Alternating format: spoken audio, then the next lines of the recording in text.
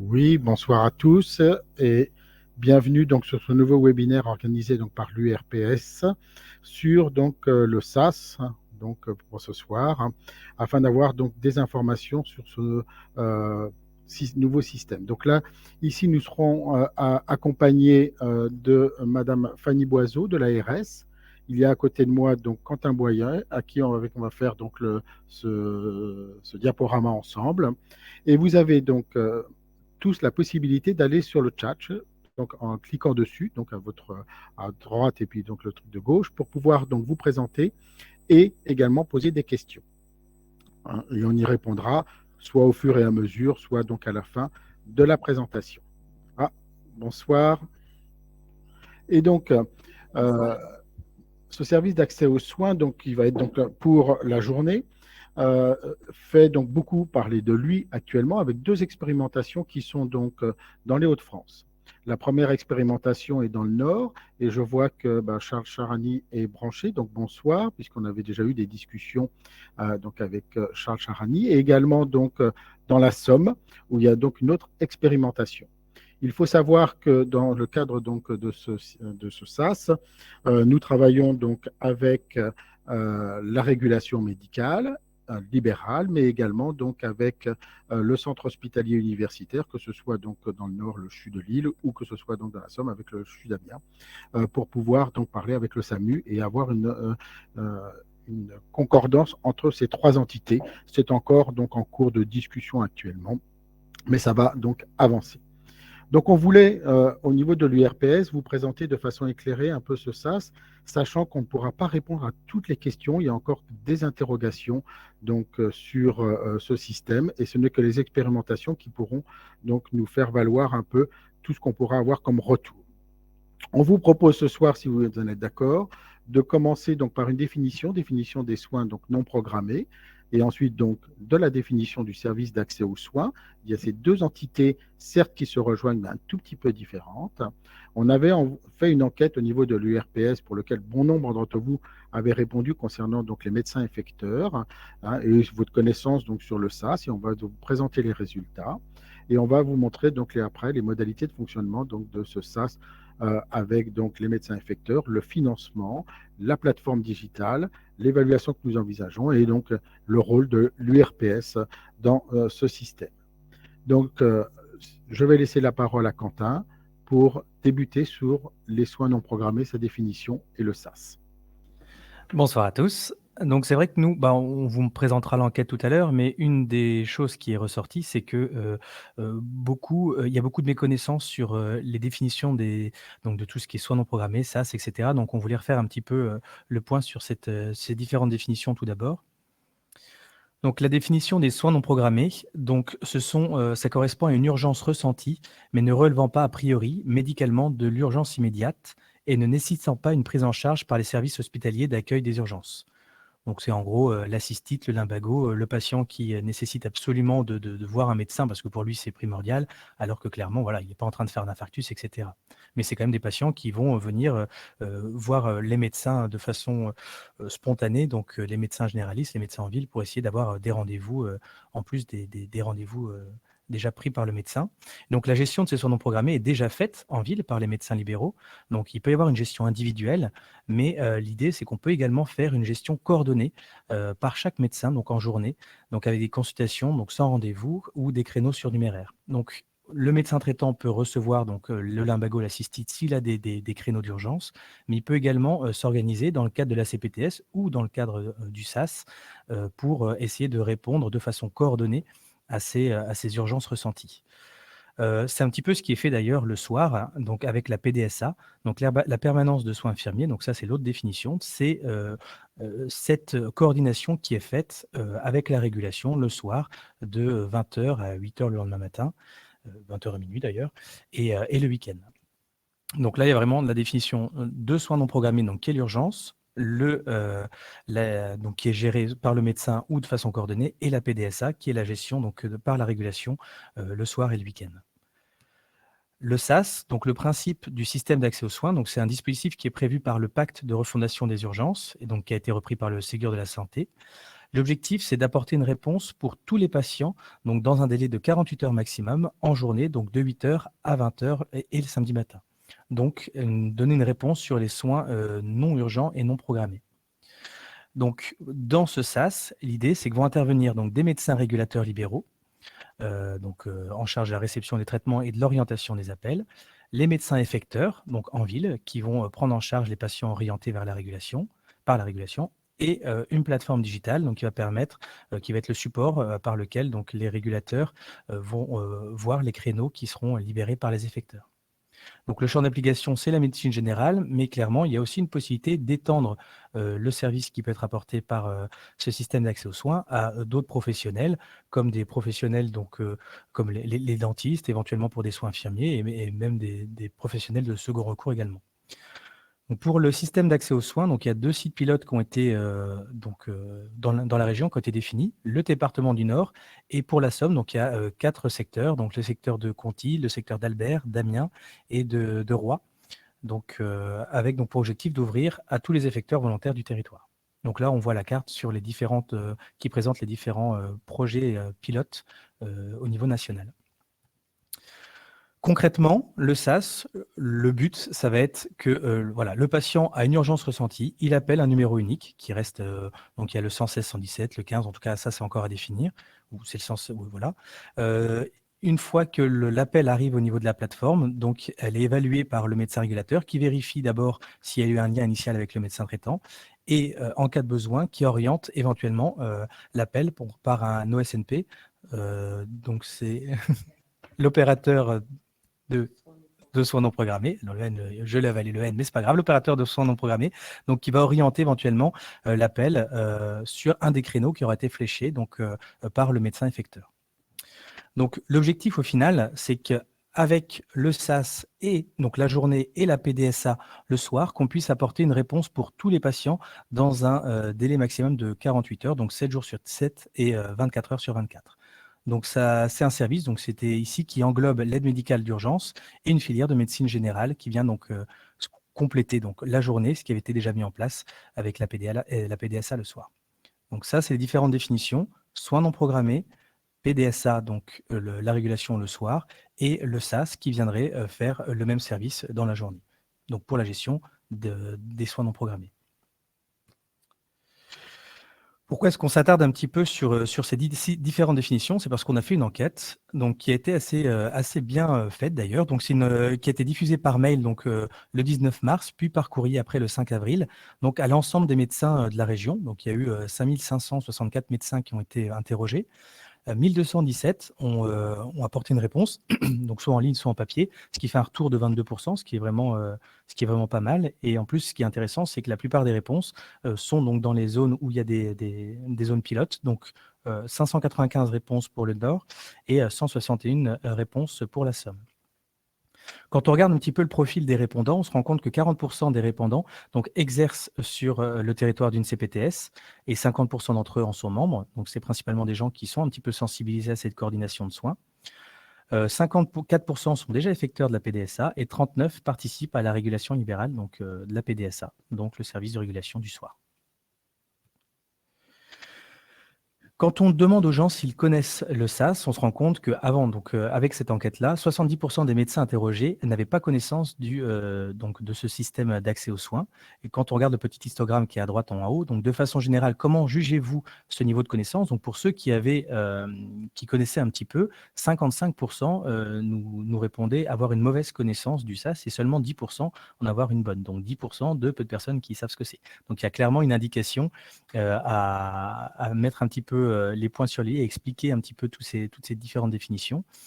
Et lorsqu'on demandait aux médecins si, selon eux, ce dispositif permettait de répondre aux besoins de votre territoire, voilà, il y en avait beaucoup qui étaient sans avis. Certains disaient oui un peu, et voilà, il y en avait très peu qui étaient assez catégoriques, soit sur non, pas du tout, donc c'était 15%, ou oui, beaucoup, 10%. Quand on regarde un petit peu, donc 66% des répondants ne participent actuellement à aucune organisation de soins non programmés et seulement 24% souhaiteraient participer à une organisation spécifique. Donc ça, c'est voir le verre à moitié vide. Si on veut le voir à moitié plein, on peut regarder les deux histogrammes. Il y a quand même 17% des gens des médecins donc, interrogés qui participent à une organisation de soins non programmés, et il y en a 23% qui souhaiteraient y participer. Donc clairement, par rapport aux gens qui sont déjà engagés dans ce genre d'activité et d'organisation, on voit qu'il y a 6 ou 7% de médecins qui souhaiteraient, en tout cas qui sont volontaires et qui ne participent actuellement pas à ce genre d'organisation. Quand on essaye de voir un petit peu, on a demandé aux médecins si pour eux, la prise en charge des patients orientés par le SAS était différente de celle d'une activité classique. Et pour 86% des médecins, les consultations issues du SAS pouvaient prendre plus de temps. Il y avait un plus gros risque de lapin, donc de non-présentation, avec 65% de risque de lapin. Et c'était des consultations qui étaient considérées comme plus complexes pour 30% d'entre eux. Enfin, 60% des médecins souhaitent inscrire donc les rendez-vous au fur et à mesure de la journée, plutôt que de bloquer des gros créneaux. Donc ça peut être intéressant si on veut mettre ça en place. Plutôt que de bloquer une demi-journée, les médecins préféraient mettre des petits créneaux par-ci par-là, étalés sur la semaine. Concernant les médecins effecteurs, parmi donc les répondants, 22% seraient donc sur le principe volontaire pour être effecteurs donc, du système d'accès aux soins. Et pour eux, pour pouvoir bien faire leur activité, il leur faudrait donc la disponibilité dans l'agenda pour 93%. Donc clairement, si on n'a pas de place de créneaux disponibles, on ne va pas pouvoir en donner pour le SAS. Avoir donc un dispositif flexible, bénéficier d'une rémunération adaptée pour 78% et disposer d'un outil numérique pour 80%. En ce qui concerne les médecins régulateurs, 11% souhaitaient participer à la régulation libérale. Et parmi les volontaires, donc 4,3 participaient déjà à la PDSA et 7% souhaiteraient, sans condition souhaiteraient faire donc, ça de façon déportée. Donc ça, comme l'avenant 9 le permettait. Voilà.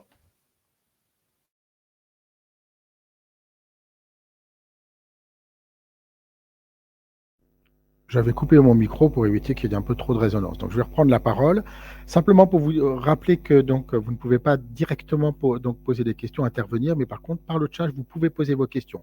Je vois beaucoup de bonsoir, donc je vous répète le bonsoir de nous tous aussi, mais n'hésitez pas à poser des questions donc, là-dessus. Donc, les modalités de fonctionnement donc, de ce système d'accès aux soins, avec donc l'identification donc, des médecins effecteurs. Le principe, c'est que tout médecin libéral, volontaire, quel que soit son mode d'exercice, qu'il exerce en cabinet, qu'il exerce donc dans une structure d'exercice coordonné, MSP ou CPTS, peut être donc un médecin effecteur. La seule condition, bien sûr, c'est d'être installé. SOS médecin peut être un effecteur. Et donc, nous sommes en train donc d'organiser pour faire une association d'effecteurs pour pouvoir donc, d'une part, donc, être dans le SAS et d'autre part, pouvoir avoir tous les retours et on vous donnera une adresse mail pour avoir les retours des effecteurs car donc tout n'est pas très clair encore concernant donc le SAS. Il y a bien sûr une structuration des médecins effecteurs de ville avec l'articulation sur les CPTS. C'est vrai que les CPTS sont là aussi pour prendre en charge les soins non programmés et vient se surajouter dessus le SAS.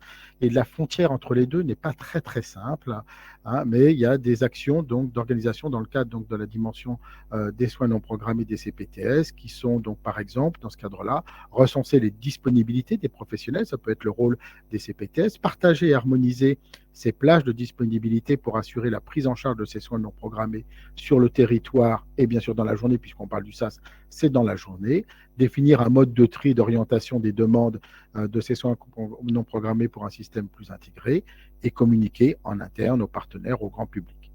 Donc, il faut savoir que les CPTS, et c'est là que c'est très important, n'ont pas du tout un rôle de régulation médicale. C'est la régulation médicale qui pourra faire appel éventuellement aux CPTS, qui elles-mêmes vont redistribuer directement donc aux médecins participants donc au SAS, donc, les demandes directement du SAS. Il faut qu'il y ait une articulation, hein, donc cette possibilité pour le SAS de renvoyer directement vers le CPTS à elle, d'orienter après donc pour ce médecin. Cette articulation donc, peut se faire via les CPTS, mais je vous rappelle qu'elle peut être faite directement vers le médecin s'il ne participe pas à une CPTS ou s'il est dans une autre structure. Donc c'est vrai que c'est un peu difficile de bien lier les deux, mais c'est extrêmement important. Alors je voudrais vous parler donc maintenant du financement. Donc c'est quelque chose qui est donc important. Financement qui a eu en deux étapes. il y a une première chose, une proposition de l'ARS qui a été faite donc, initialement, alors que l'avenant numéro 9, vous savez que dans les conventions médicales, au fil du temps, celle de 2016, ben, on signe des avenants avec des modifications des différents paramètres qu'il y a dans la convention, et nous en sommes arrivés à l'avenant numéro 9. Et dans cet avenant, il y a la rémunération du SAS. Mais avant, il n'y avait pas ces rémunérations, et donc l'ARS avait déjà proposé des financements et on va revenir dessus. Et donc, pour préciser un petit point, c'est pas l'ARS qui a proposé ces financements, c'est le modèle de financement qui est prévu dans la phase pilote par le niveau national. Au niveau national. Bon. Et donc, qui était en discussion avec les ARS. Et donc, voici donc, ce que présente donc, l'avenant numéro 9. Je vous avouerai que c'est un peu complexe. Il faut comprendre, il faut s'y plonger pour bien voir comment on va être rémunéré. Et je parle bien là ici des médecins effecteurs. Alors, vous savez qu'on a la ROSP, et dans la ROSP, il y a donc des indicateurs. Il y a l'indicateur numéro 8 et l'indicateur numéro 9. Et déjà, rien que le fait donc d'ouvrir une plage de 2 heures par semaine, c'est au minimum, sur son agenda et fournir cet agenda à la plateforme, vous fait faire que vous avez donc des points via donc l'indicateur numéro 8. Hein, donc, il faut être inscrit auprès du SAS, donc faire ou non partie d'une CPTS qui participe au SAS et donner cet agenda. Et donc, vous voyez qu'en 2021, c'est 150 points. En 2022, ce sera 200 points et 200 points en 2023. Donc, ça veut dire que si vous ouvrez ça, vous avez, alors en 2021, 1050 points. Je vous rappelle que c'est payé en fin d'année, hein, ce n'est pas payé immédiatement. 1050 euros, pardon. Et en 2022 et 2023, bah, ça va être donc 1400 euros. Ça, c'est le fait. Petite question que vous aurez peut-être, que je me pose et dont je n'ai pas la réponse. C'est 2 heures, oui, par semaine. Alors, ces 2 heures, certes, dans la semaine, vous pouvez faire un quart d'heure, un quart d'heure, un quart d'heure. Vous pouvez faire une demi-heure, une heure, le soir, le matin, enfin, en respectant bien sûr les horaires du SAS, hein, sinon on rentre dans la PDSA. Hein. Et par contre, si vous êtes en vacances, je ne sais pas s'il faut faire 4 heures avant, si vous partez une semaine. Donc ça, il n'y a pas encore de réponse très claire. Alors, je vais peut-être pouvoir vous apporter un petit complément de réponse, parce qu'on a eu des temps d'échange avec la CNAM et ce qu'ils entendaient en fait par un minimum de 2 heures ouvertes sur l'agenda, c'est pas 2 heures de plage disponible, c'est 2 heures de visibilité sur l'agenda.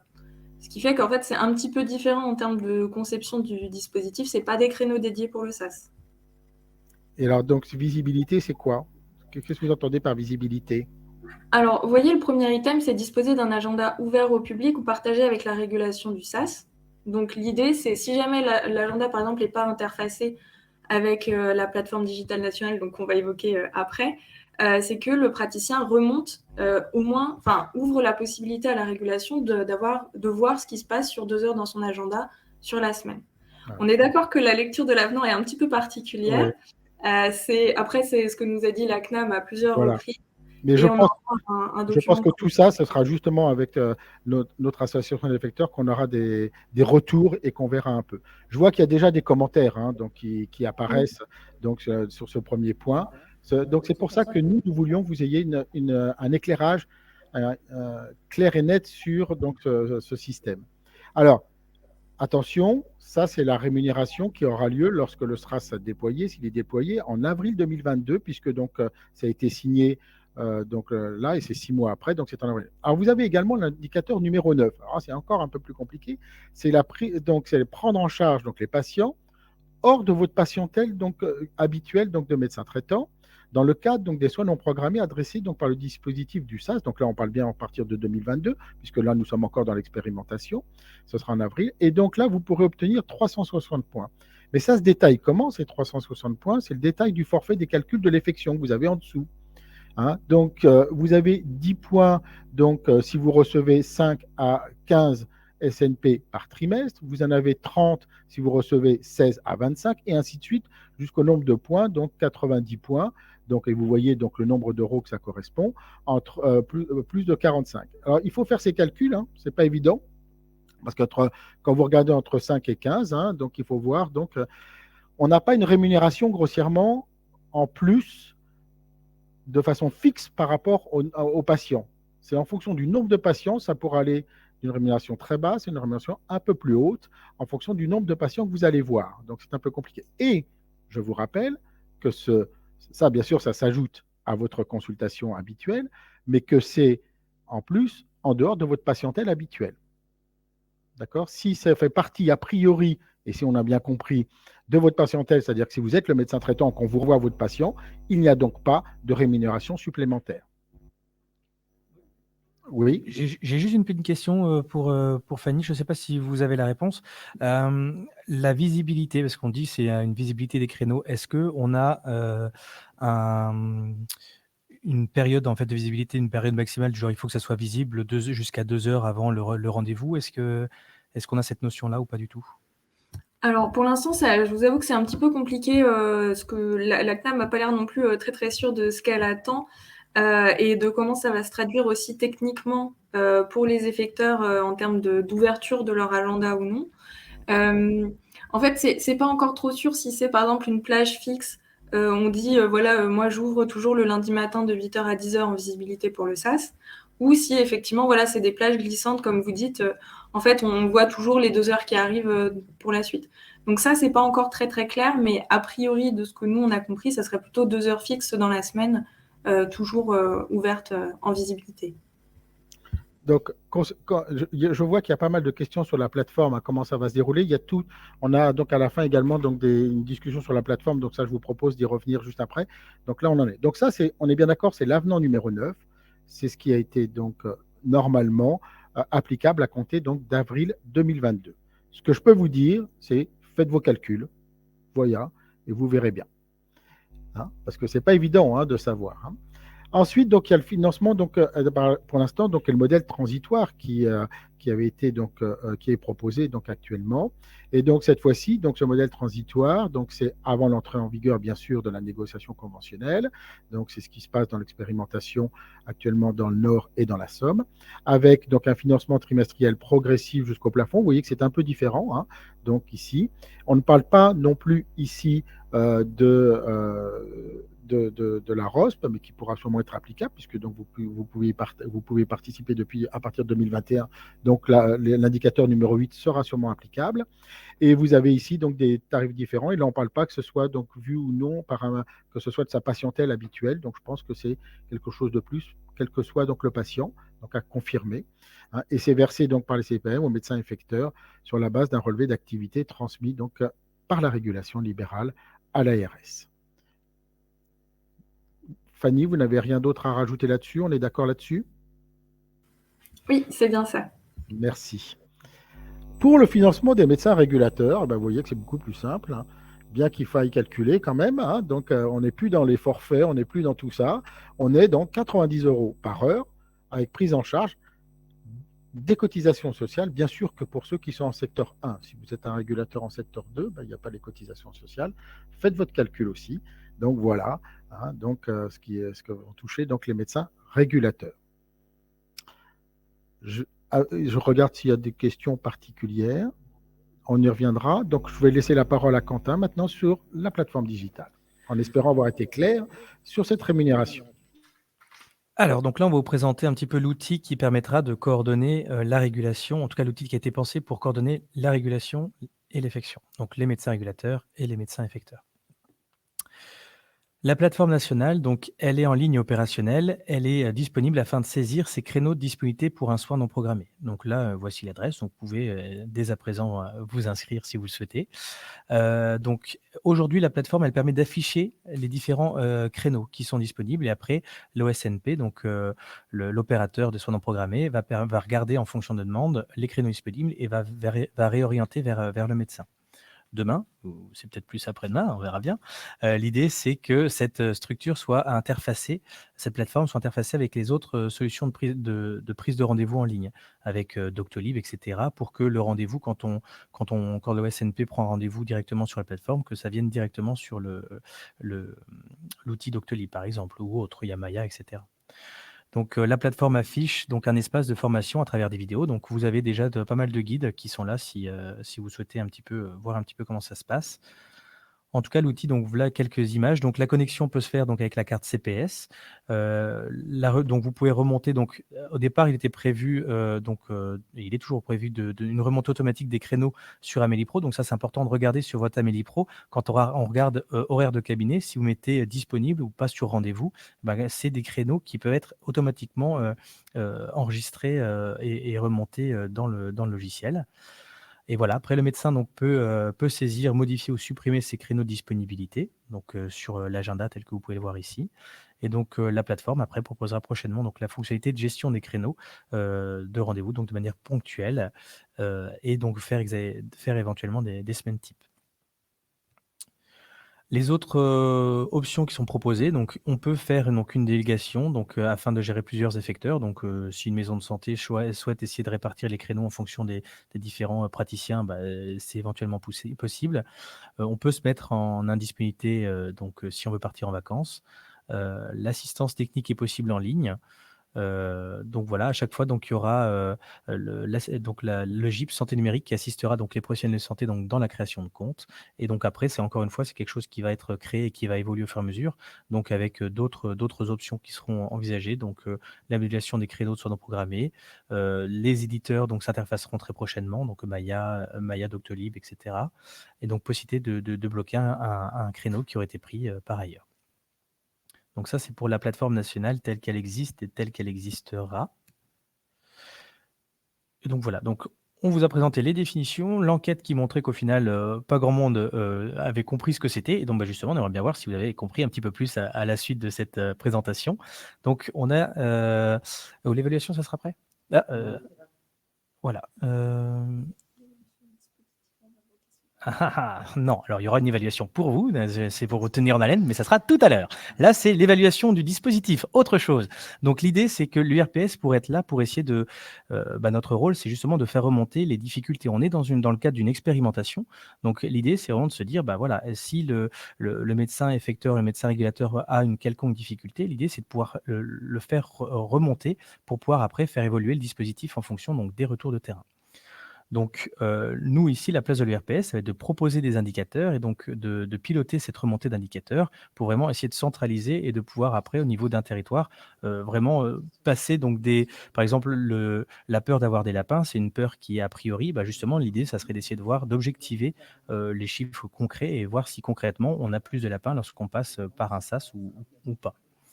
Donc, les types d'indicateurs à proposer, ce sont des indicateurs donc, pour essayer d'évaluer les outils d'orientation de régulation, pour essayer de voir comment ça se passe donc, dans la gestion du SAS pour le médecin généraliste, des indicateurs pour la prise en charge des effecteurs, le lien avec le médecin traitant, donc voir si le médecin traitant a bien été contacté, etc. Et des indicateurs aussi du fonctionnement effectif de la plateforme téléphonique, voir si la régulation a été faite, si quels sont les motifs qui sont les plus souvent utilisés par les patients, etc. Donc, quelle rémunération? Donc ça, on essaye de voir pour justement avoir un complément de financement pour cette évaluation. Donc, c'était avec l'ARS, si je ne me trompe, pour essayer justement sachant qu'à la fin, donc lors de cette expérimentation, l'effecteur pourrait remplir un questionnaire et éventuellement être rémunéré le temps de l'expérimentation pour cette remontée d'informations et cette évaluation.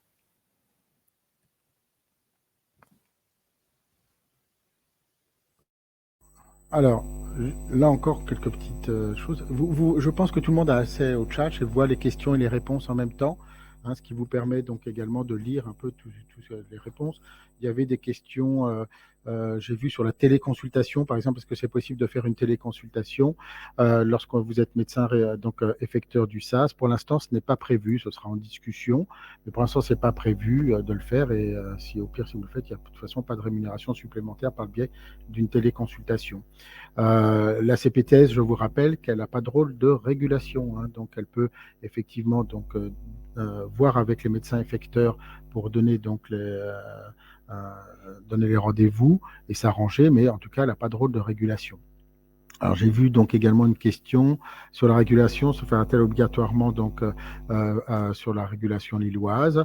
Pour l'instant donc dans l'expérimentation oui, là nous sommes en discussion et nous allons en discuter pour voir donc s'il y a une possibilité d'une régulation à distance. Ce seront des discussions ultérieures. Voilà un peu les questions que je vois et donc je vais passer donc justement sur le rôle de l'URPS et comment donc nous voyons les choses donc vis-à-vis de cela. Système donc certes ici donc nous ce soir j'espère c'est ce qu'on voulait, c'est vous fournir donc aux médecins une information objective et éclairée donc sur ce système d'accès aux soins et j'espère qu'on a répondu à cela. Notre rôle en tant que représentant élu de l'ensemble donc des médecins, c'est s'assurer du bon fonctionnement du dispositif pour ceux qui veulent y participer. Bien sûr, donc de remonter d'éventuelles difficultés, c'est ce que vient de dire Quentin, via éventuellement donc une évaluation que l'on pourrait donc faire et fluidifier donc l'effectuation à l'aide donc d'un coordinateur. Et vous avez une adresse générique pour remonter toutes vos questions pour lesquelles on essaiera bien sûr d'y répondre le plus rapidement possible. Vous voyez, donc SAS, syndrome d'apnée du sommeil. Ah non, pardon, système d'accès aux soins, @urpsml-du6 hdf.fr. Notez-la bien, donc, et on pourra donc répondre à toutes vos questions. Donc, qu'est-ce qu'on va défendre? On va défendre donc qu'il y ait une gouvernance libérale, parce que vous avez compris que cette gouvernance, et je vous l'ai dit au départ, elle était donc avec les centres hospitaliers, en particulier le SAMU, le régulateur et donc les effecteurs. Et donc, on défend une gouvernance libérale avec au moins 50% des voix. Il faut donc, bien sûr, qu'il y ait un respect, mais ça, j'espère que tout le monde en est d'accord, du libre choix du patient. Il faut s'assurer en amont que le médecin traitant n'est pas disponible et qu'on puisse le réorienter en priorité, bien sûr, vers le médecin traitant, qu'il y ait un principe de maintien d'un numéro spécifique pour les soins non programmés lorsqu'il existe, une transparence du dispositif donc sur les appels entrants et sortants. Bien sûr qu'il y a une articulation, et on avait une diapo dessus, avec les CPTS, et donc notre rôle est bien sûr dans l'évaluation et le suivi du dispositif. C'est ce qu'on vient donc d'expliquer juste à l'instant. Les autres grands principes, c'est l'engagement des régulateurs, appel de la régulation libérale en amont du médecin traitant. Il faut que tous les médecins libéraux volontaires puissent avoir accès à la régulation et puissent être formés afin donc d'avoir donc un rôle de régulateur et que tout ce soit donc porte ouverte à tous ceux qui veulent le faire, bien sûr en ayant soin d'être formés pour le faire, et que la régulation éventuellement peut être faite en déporté. Voilà. Sur l'engagement des effecteurs, c'est la participation sur base du volontariat. On a bien compris que tous ceux qui veulent le faire pourront le faire en ayant donc bien soin d'être bien éclairés sur ce système. Transmettre donc le compte-rendu de la consultation donc au médecin traitant du patient. Les créneaux disponibles peuvent également être utilisés donc pour la patientèle du médecin traitant, c'est-à-dire que s'ils ne sont pas utilisés, ils peuvent le prendre. Juste une petite aparté quand même, quand vous voyez un patient qui n'est pas de votre patientèle, ça prend du temps quand même, donc surtout donc, dans un caractère de soins non programmés. Parfois, ça prend même plus de temps que le soin urgent, parce que donc, le soin urgent est parfois donc bien codifié, un soin non programmé, c'est parfois moins codifié, donc ça peut prendre du temps, cette consultation. Ne pas faire donc du 100% donc, de soins non programmés, le but est de ne pas vivre de ça, donc bien sûr, et c'est pour ça d'ailleurs qu'il y a eu ces systèmes forfaitaires. Ça aurait été beaucoup plus simple de mettre un plafond que de faire des systèmes forfaitaires, là c'est mon avis personnel, mais donc voilà, et la possibilité d'être référencé via les CPTS et non nominativement. Donc le SAS, une analyse critique et objective. Les forces du SAS, c'est effectivement une coopération ville-hôpital avec une proposition de prise en charge en ville pour les patients qui relèvent du principe de la ville et qui n'aillent pas donc aux urgences alors qu'on pourrait donc les prendre en charge en ville. Donc ça, c'est quand même une grande force, et montrer aussi une réponse de la médecine libérale, comme quoi on est présent et qu'on est présent dans ces attentes d'organisation de soins de la population et des politiques, et que donc la médecine de ville est présente pour tout cela. Les opportunités, donc, c'est répondre aux besoins donc, de soins des patients n'ayant pas pu avoir de réponse via son médecin traitant. La plateforme nationale permettant le partage des agendas et facilitant son utilisation. l'organisation des soins non programmés à l'échelle donc des territoires et mutualiser entre les médecins, éduquer la population en espérant donc cela libère un peu les urgences donc non vitales. Alors les faiblesses, il y a quand même des faiblesses. Les rendez-vous potentiellement longs, c'est ce que je viens de vous expliquer. Hein. Ça peut, voilà, quand vous allez voir quelqu'un que vous ne connaissez pas, hein, voilà, c'est peu, franchement, sur donc la rémunération des effecteurs, c'est un peu complexe, hein, et c'est peu rémunérateur quand même, hein, donc il faut être clair.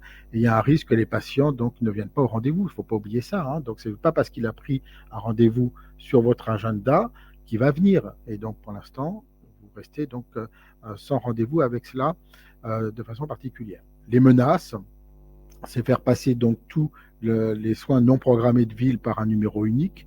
Le développement du consumérisme médical, vous comprenez bien, j'arrive pas à voir mon médecin, je vais appeler le numéro, allez, comme ça, ça sera arrangé, je vais voir quelqu'un d'autre.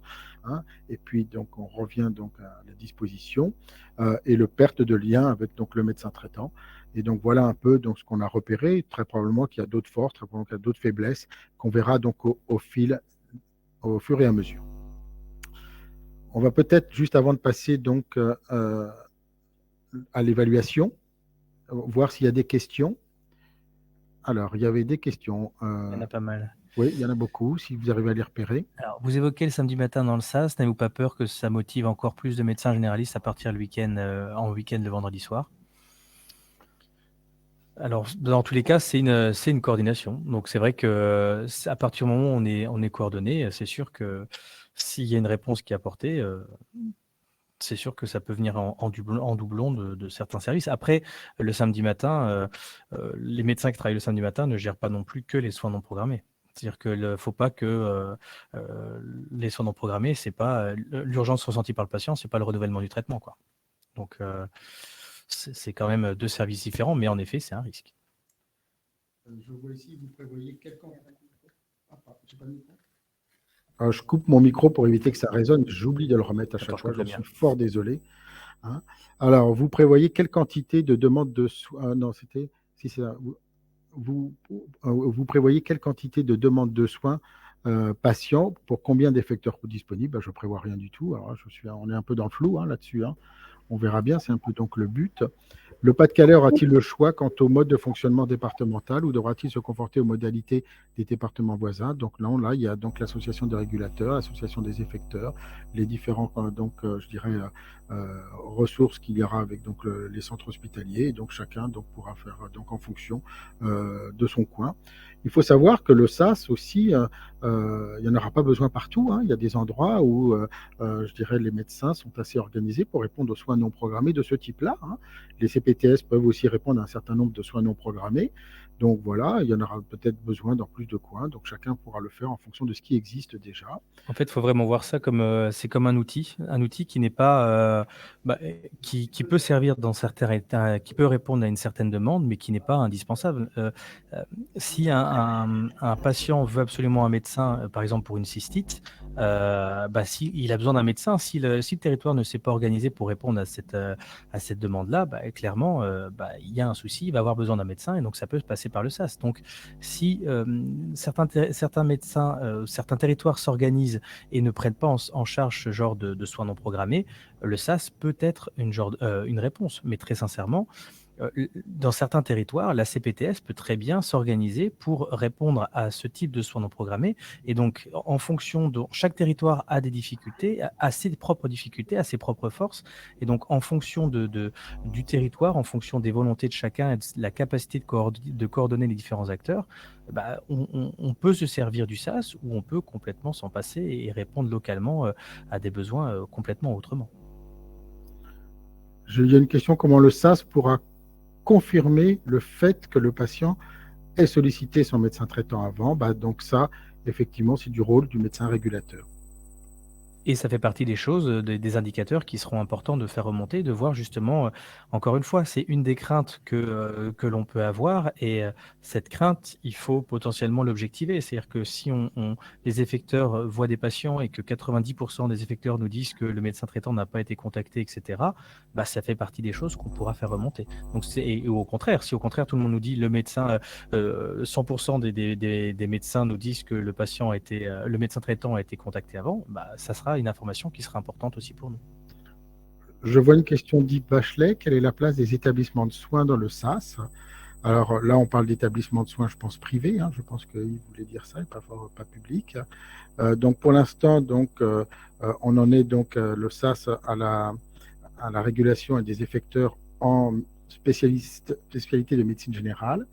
Mais le SAS, pour l'instant, sur l'avenant numéro 9, n'est pas fermé aux spécialistes.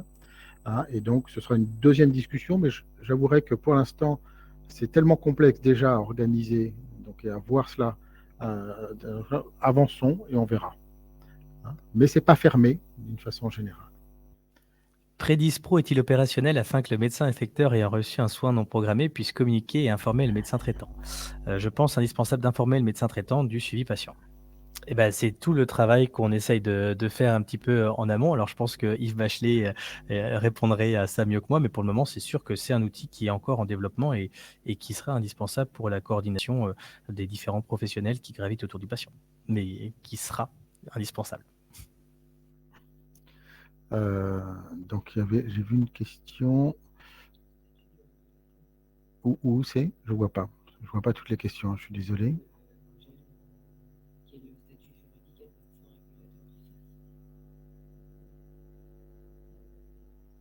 Alors,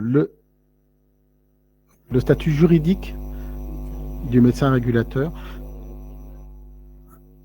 Il n'y a pas de statut juridique. Ce qu'il faut savoir actuellement, c'est qu'il y a des médecins régulateurs organisés qui étaient surtout pour la PDSA, qui est le médecin régulateur, qui s'organisent en association. Un certain nombre vont être médecins régulateurs du SAS. Souvent, sur le terrain, pour l'instant, ce sont les mêmes. Il n'y a pas de statut juridique réel, il faut avoir une formation. Nous, l'URPS, simplement notre rôle, c'est surtout de s'assurer que tout le monde puisse y avoir accès, tout le monde puisse avoir une formation de qualité. Donc là-dessus, et d'être un bon médecin régulateur. Donc voilà, après, c'est tout, mais il n'y a pas de statut juridique. Mais c'est vrai que, Fanny, vous allez pouvoir me compléter, mais la difficulté, c'est qu'à partir du moment où on n'a pas le statut de collaborateur du service public, on n'est pas couvert par la protection qu'on pourrait avoir dans le cadre d'une régulation hospitalière, par exemple. Oui, effectivement, il n'y a pas la protection fonctionnelle qui s'applique comme si c'était des agents de service public, donc hospitaliers, qui font de la régulation. A priori, en fait, il y a besoin du coup d'une extension de la RCP.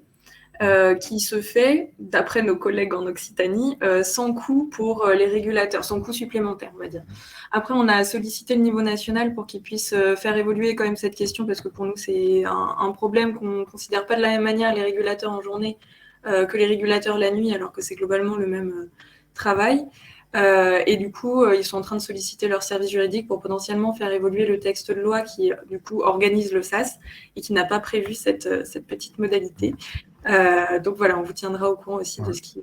C'est pas une petite modalité, ça a été des grandes discussions, donc bien sûr sur la responsabilité. Donc ça, c'est parce qu'on répond à un service public, entre guillemets. Donc voilà. Bon. Ensuite, comment peut-on s'assurer que le médecin traitant n'a pu recevoir le patient? C'est difficile, c'est très difficile. On pourra faire remonter, si ce n'est pas le cas, avec les indicateurs lors d'évaluation. C'est le but de ce qu'on fera après, mais pour l'instant, on peut pas, on n'est pas non plus. Oui. Comment font les autres pays européens avec les permanences de soins? On laissera Dr Jean-Paul Cornelis nous faire une recherche bibliographique et nous présenter tout ça à la prochaine réunion. Je vois pas d'autres. Je ne sais pas. On demande quelle est la taille critique territoriale d'un SAS. Alors, ce qui est prévu au niveau national, c'est qu'il y ait un SAS en général par département. Après, certaines régions ont fait le choix d'avoir des SAS supradépartementaux, notamment en Île-de-France, où ils ont un SAS, par exemple, Paris et Petite Couronne, tout intégré. Donc, a priori, il n'y a pas de taille... on va dire l'échelle minimale pour un SAS, c'est du départemental, mais qu'on peut aller à une échelle beaucoup plus grande, notamment, je pense, pour la régulation, où ça peut être parfois un peu compliqué de trouver des médecins régulateurs. Vous avez d'autres questions particulières là? La réponse au SAS doit être faite dans la journée ou dans les 24 heures. Dans les textes, c'est dans les 48 heures. 48 heures, c'est ce qu'on a dit. Ouais. Donc, donc, vous pouvez toujours continuer à poser des questions. Et ce qu'on vous propose maintenant, alors vous avez vu que vous avez donc un petit onglet sondage, hein. C'est là qu'il faut y aller, hein. Donc, sur l'onglet sondage, euh, vous allez mettre tout ce qu'il faut pour l'onglet sondage. C'est là où je voulais en venir tout à l'heure. Le but, c'est de voir si Hein. notre petit topo vous a un petit peu éclairé Voilà. ou pas. Et donc, vous avez donc quelques questions que vous pourrez répondre donc, sur l'onglet sondage, hein. Donc, ce webinaire vous a-t-il donc permis d'améliorer votre niveau d'information donc, sur le SaaS? C'était un peu le but, hein, donc d'être, j'espère, le plus objectif et le plus ouvert possible vis-à-vis de ça. Vous avez compris que il y a Je peux 100% de répondre? oui. Je peux répondre moi aussi? Ah non, tu réponds pas. Ah bon. Hein. Moi, je réponds. Et donc, merci. La deuxième question est, alors n'hésitez pas à poser des questions en même temps sur le chat. Êtes-vous globalement d'accord sur le principe défendu par votre URPS?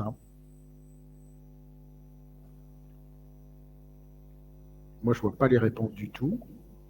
C'est complètement anonyme, hein, les réponses. Ne vous inquiétez pas, il y a juste le numéro de sécu qui apparaît après. Ouais. Ouais. 67%, 71%, faites monter encore un peu, oui, et 29% non. Non. Ce webinaire vous a-t-il... Vas-y. Pardon, excuse-moi. Êtes-vous intéressé par le SaaS? Donc ça, c'est...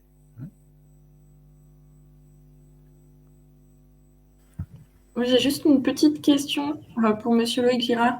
Quand vous dites qu'il faudrait que le régulateur soit également informé de sa régulation, c'est de savoir si le patient, en fait, avoir un retour sur la consultation qui s'est faite ou pas?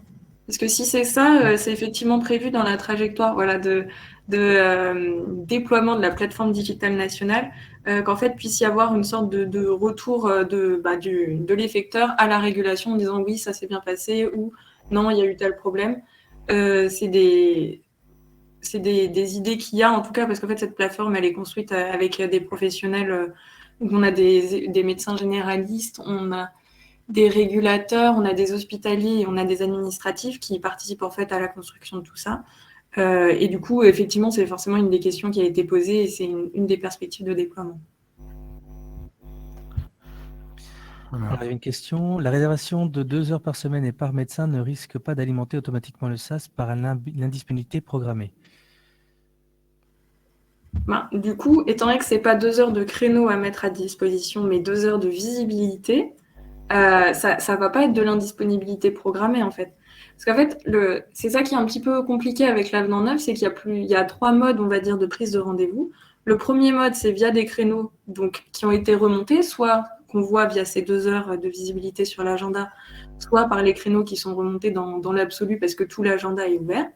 Donc ce mode-là, il ne donne pas lieu à une valorisation spécifique puisque dans l'idée du national, c'est le même temps que... Enfin, c'est les créneaux qui auraient de toute manière visibilité sur Doctolib pour le grand public.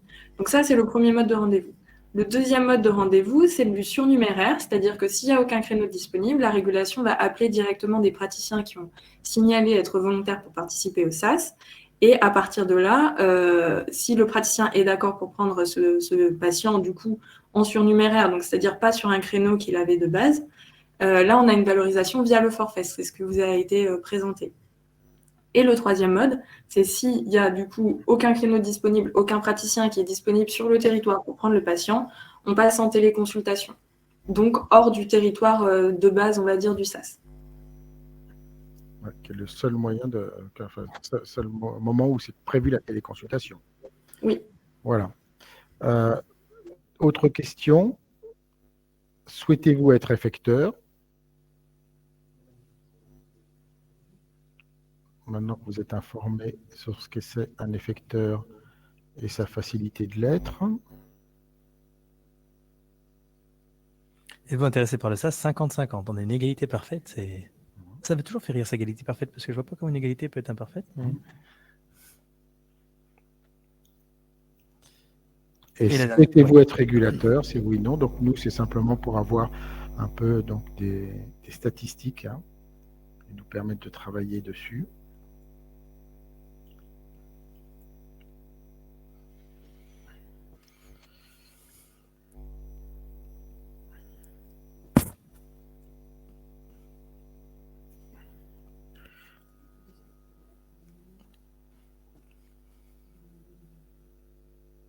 Alors, je sais pas, tout le monde voit les résultats? Ah, ça marche. Alors, surprendre, donc là, je pense que la première réponse, elle est bien assise maintenant. Ce webinaire vous a-t-il permis d'améliorer votre niveau d'information sur le SaaS? 91% des gens nous auront répondu oui. Oh, c'est bien, c'est qu'on était clair. Êtes-vous globalement d'accord? Et s'il y a des noms, si vous avez des questions, n'hésitez pas. Êtes-vous globalement d'accord avec les principes défendus par votre URPS? 74% disent oui, 26% disent non. Êtes-vous intéressé par le SaaS? On a cette fameuse égalité parfaite à 50%. Souhaitez-vous être effecteur? 64% répondent non, 36% répondent oui. Souhaitez-vous être régulateur? 82% répondent non et 18% répondent oui. Combien? J'ai pas compris. Ah, pardon. 82% répondent non et 18% répondent oui. Voilà, donc en attendant qu'il y ait d'autres questions, moi je voulais simplement vous dire que ce webinaire était surtout à but informatif et d'avoir une information éclairée. Ce n'est pas le but forcément d'en faire la promotion, ce n'est pas le but non plus de l'enterrer. Hein. C'était que tout le monde soit bien au courant parce que c'est tellement complexe et vous voyez que dans la rémunération, c'est quand même pas simple. Donc ce système de rémunération, il faut le comprendre et y compris donc d'avoir un agenda visible ou un agenda, voilà, donc c'est vrai que c'est pas, voilà, c'est un peu complexe. C'est tout ce que je peux dire là-dessus. Donc nous, en tant que représentants des médecins, il fallait qu'on fasse ce webinaire pour que vous ayez cette information éclairée et que nous, on puisse avoir un retour également sur vos désirata ultérieurs. S'il y a d'autres questions. Ouais, du coup, moi j'en vois deux. Donc, les idéaux libérales auront-elles accès au SaaS? L'objectif, donc là pour l'instant, on est sur la filière de médecine générale, mais à terme, l'idée c'est bien d'élargir et de pouvoir construire des filières de soins autres. Donc, potentiellement, ça pourrait être une idée. Et il y avait une autre question, on va dire, sur la disponibilité qui est quasi nulle, dans le fait voilà, d'ouvrir, s'il n'y a pas de créneau dédié, c'est immédiatement indisponible. Nous, on est bien d'accord et c'est bien ce qu'on a fait remonter au national quand ils nous ont présenté le modèle de financement qu'ils avaient envisagé, parce que c'est vrai que s'il n'y a pas de créneau dédié dans nos territoires, on n'a quand même pas une démographie médicale qui est forcément très forte. C'est compliqué d'avoir des créneaux à 48 heures, en fait, ce qui est prévu là dans le cadre du SaaS. Du coup, nous, on est aussi en train de travailler sur comment est-ce qu'on pourrait faire en sorte de maintenir une organisation des soins non programmés, potentiellement via des créneaux dédiés, en passant par les CPTS, en se disant que c'est elles qui ont une mission d'organisation des soins non programmés et que du coup, cette idée de créneau dédié, elle pourrait passer par elles. Je ne sais pas si j'ai été très claire. C'est votre idée. Quand je dis votre idée, c'est l'ARS. Hein. Oui. D'accord. Merci. Nous n'en avons pas discuté. Mais donc, voilà. Oui, donc après, moi, ce que je peux dire, c'est que c'est pas rien que il y avait un projet de décret sur les infirmières en pratique avancée et les urgences. Hein. On sent tout ce qui se déroule derrière, quoi. Donc voilà. Donc il faut répondre aux soins non programmés. Il faut qu'on s'organise sous quelle forme. Voilà. Donc j'espère que vous avez eu l'information. Et après, c'est vrai qu'il reste encore tout ce qui est coordination. Les CPTS ont pour mission de gérer la gestion des soins non programmés. Et c'est vrai que comment le SaaS va venir s'intégrer et s'articuler avec la gestion des soins non programmés des CPTS, c'est vrai que c'est encore une véritable question. Parce que, voilà, voir un petit peu certaines CPTS commencent à s'organiser, commencent à essayer de proposer justement de coordonner les créneaux des médecins qui sont éventuellement disponibles pour la gestion des soins non programmés. Et donc, c'est vrai que ça peut être pour le moment deux systèmes qui viennent un petit peu s'enchevêtrer, s'entrechoquer. Et clairement, ça, c'est des choses encore à retravailler. Moi, je pense qu'on a fait le tour. Ouais, moi, je vois plus d'autres questions qui apparaissent. J'espère qu'on a été assez clair. J'espère que aussi notre position vis-à-vis du SaaS, avec ce qu'on voulait faire derrière, est assez claire. Et donc, on peut peut-être clore cela. Voilà. Et donc, voilà. Vous avez l'adresse là. Juste des questions peut-être dans le chat, il me semble. Il y a encore d'autres questions qui apparaissent? Dites-nous.